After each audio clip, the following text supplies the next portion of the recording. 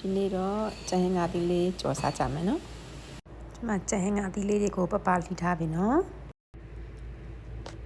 ခုကျမတို့ကျန်ဟင်ငါသီးလေးကိုပေါ့နော်ဆေးကြောတဲ့အခါမှာတချို့ကကြတော့ပေါ့နော်ကျန်ဟင်ငါသီးလေးကိုအခါးတွေပေါ့နော်ရော့သွားအောင်ဆိုပြီးမှလင်းကားထက်တွေဆေးကြတယ်တကယ်တမ်းကျမတို့အခါးထက်ကလေးကိုစားကျင်လို့ကျန်ဟင်ငါသီးစားတယ်ဆိုတဲ့အခါမှာပေါ့နော်အခါးတက်တွေအကုန်လုံးပါသွားအောင်တော့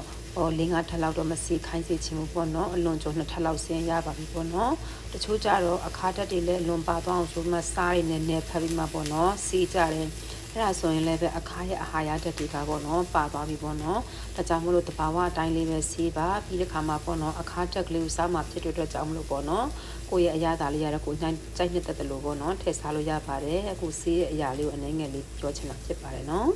ဒီမှာပေါ့နော်ဒီမှာလှီထားတဲ့ချိုင်ငါးသီးလေးတွေပေါ့နော်ကြော်လိုက်မယ်နော်အဓိကအရသာလေးတွေပေါ့နော်ချိုမြင်ဖို့ရအတွက်ချစ်သွန်အနီလေးကိုပေါ့နော်နည်းနည်းလေးပိုပြီးတော့မှထည့်ဖို့လိုအပ်တယ်ပေါ့နော်အခါလေးလည်းတက်တာတယ်အရသာလေးလည်းချိုရဲပေါ့နော်အားလေးကိုစီလေးမှထည့်လိုက်မယ်ဆိုတော့ပေါ့နော်ဒီမှာရဲ့ဟိုချစ်သွန်အဖြူအနီလေးကိုပေါ့နော်စီတက်ထားတာလေးကတော့ချက်သွားပြီပေါ့နော်အရန်ကြွအောင်မလုပ်ပါနဲ့အနေတော်လေးပဲထည့်ပါပေါ့နော်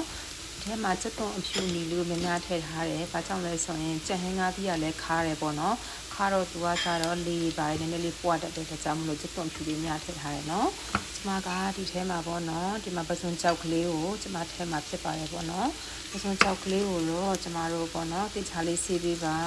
ဘာပဲဖြစ်ဖြစ်မှုတွေလည်းရှိတတ်တယ်ပေါ့နော်ပြီးတဲ့အခါချာရှည်ခံပေါ့နော်ရာလေးလည်းရှိတတ်တယ်ဘာကြောင့်လဲဆိုရင်ပစွန်ကြောက်ကလေးနည်းနည်းကြော်လိုက်ခြင်းအဖြစ်ကျမတို့ပါပေါ့နော်ခါလေးချမ်းပစွန်ချောက်ရဲ့အညှိရဲ့အနှောင်တချို့ကျတော့မကြိုက်ဘူးပေါ့နော်သူအမျိုးသားတော့သူကအဲ့လိုမျိုးလေးအချူရယ်လေးပေါ့နော်ကြော်တာပဲကြိုက်တယ်တချို့ကျတော့လည်းပဲဒီမှာပေါ့နော်အမျိုးမျိုးငပိတွေထည့်ကြတယ်ဒီမကြီးပြီးမဲ့လေးလည်းထည့်ကြတယ်ပေါ့နော်အရသာလေးအရင်ကောင်းပါပါဒီလေးကတော့ပေါ့နော်ရိုးရိုးကလင်းလေးပဲကြော်လိုက်မယ်နော်ပေါ့အငန်လေးကတော့ကိုလိုတလိုပဲပေါ့နော်ထည့်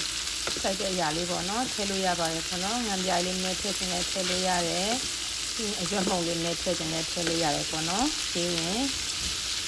ကျန်ငါးတီလေးနူဖို့ရအတွက်တော့အရေးလေးနည်းနည်းထည့်ပြီးတော့မှခဏဆောင်ရင်တော့တောင်းတာဆိုတော့ကြက်ပြီနော်ခုဆိုရင်တော့ပစုံချောက်ကလေးနဲ့ကျန်ငါးတီလေးကတော့ရသွားပါပြီနော်ရိုးရိုးရှင်းရှင်းလေးပါပဲနော်ဘာမှမပါဘူးဒီမှာငပိတွေလည်းမပါဘူးငံပြိုင်လေးအနေငယ်ထည့်ချင်လဲထည့်လို့ရတယ်ပေါ့နော်စားလေးအနေငယ်နဲ့အရွက်မှုန်လေးကအဓိကအချိုရတာလေးကိုတော့ပေါ့နော်စစ်တော့အနီလေးကနေပြီးမှပဲရအောင်ယူထားတယ်ဒီတဲ့ခါမှာပစုံကြောက်ကလေးရလဲပေါ့နော်အချိုရတာလေးပါတယ်ဖြစ်ဖြစ်ကြောက်မလို့ပေါ့နော်အခါနဲ့အချိုရတာလေးနဲ့အချိုလေးကြော်ထားပေးတာဖြစ်ပါတယ်နော်ချိန်မှာတော့တန်ရှင်းလက်ဆက်တဲ့ကျန်ဟင်းငါးသီးကြော်လေးပေါ့နော်အချိုလေးပဲကြော်ထားတာရပါပြီပေါ့နော်ဒီကျန်ဟင်းငါးသီးကလည်းနှလုံးအတွက်အင်မတန်မှကောင်းတယ်စားပေါ်ရတစ်ခုဖြစ်ပါတယ်ပေါ့နော်မိသားစုတွေညဖန်ရခါလည်းပဲကြော်စားလို့ရပါတယ်နော်တက်ရှိကျမ်းမှာလှပတဲ့ဘဝလေးပိုင်ဆိုင်နိုင်ကြပါစေနော်